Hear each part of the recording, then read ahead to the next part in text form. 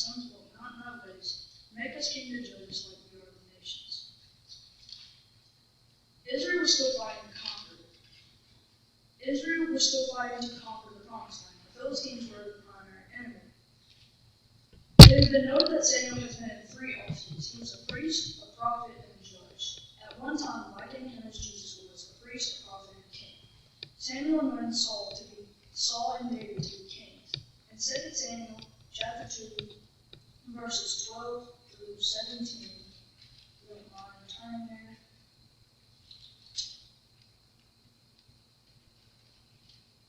It says, And Abner, the son of Ner, and the servants of Ishbosheth, however you say his name, the son of Saul, went out from Mahanaim and to Gibeon.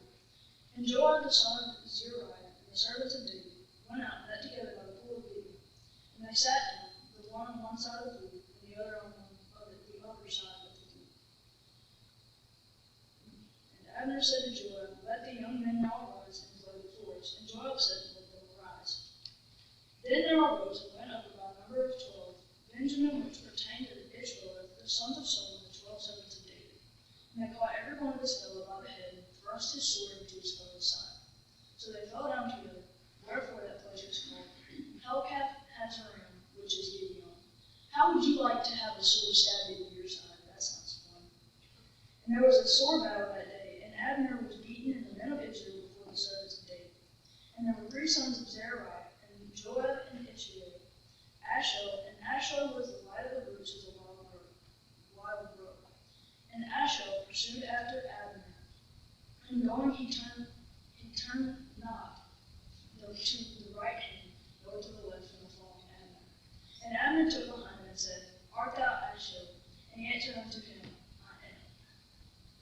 See, this is what I'm talking about. God has a plan for everybody. They wanted to party.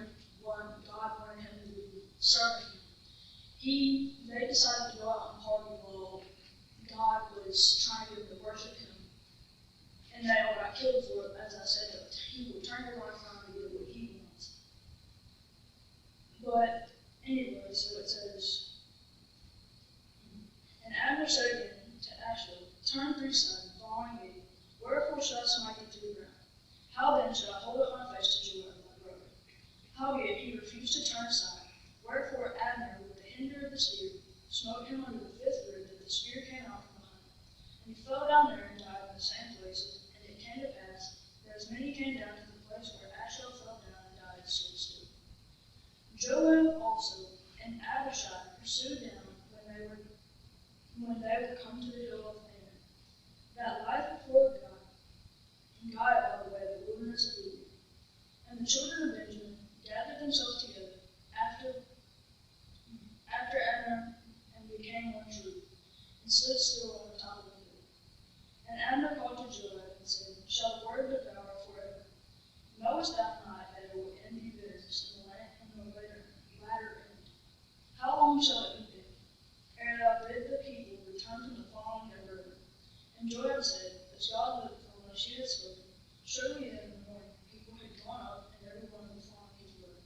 So Joab blew a trumpet, and all the people stood still, and pursued after Israel no more, neither had they fought anymore. So that takes it back to the present day, where Israel was fighting another war with Hamas, which we need to pray for.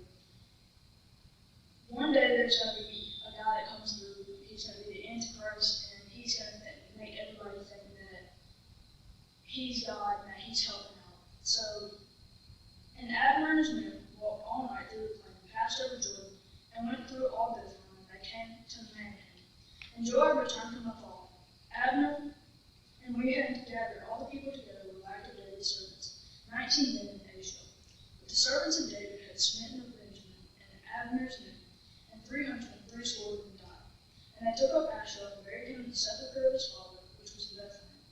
And Joab and his men went all night, and they came to Hebron after the break of day.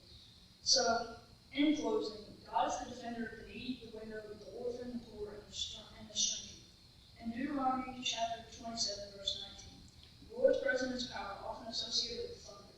In Psalms 13, verse 18, rock is a symbolic metaphor of God. If you didn't know him, let him be your shield and your buckler, the rock of your salvation, your defender,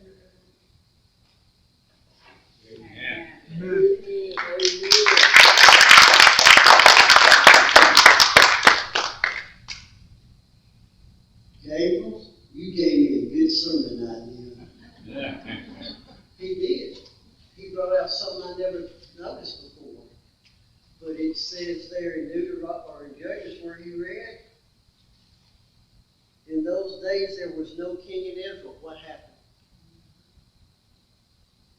Every man did that was right in his own eyes. So who's the king of our life?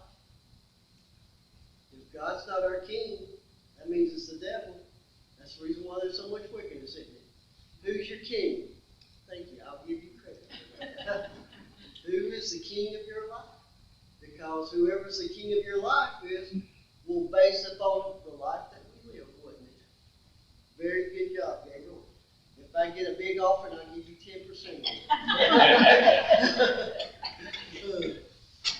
So I appreciate y'all being here supporting him. I appreciate you tell he put a lot of time and thought and effort into this. And we will hear from him again, I promise that. Brother Dale was always good to encourage me and other young preachers.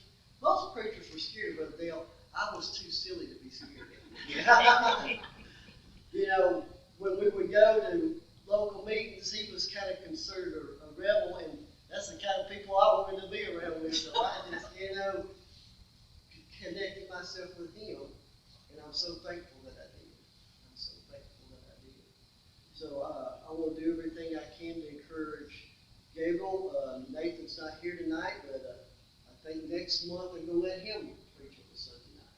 So we're going to let these young men, we're supposed to teach them, train them, and we're supposed to encourage them. And so we're going to do the best that we can. So let's all stand. Again,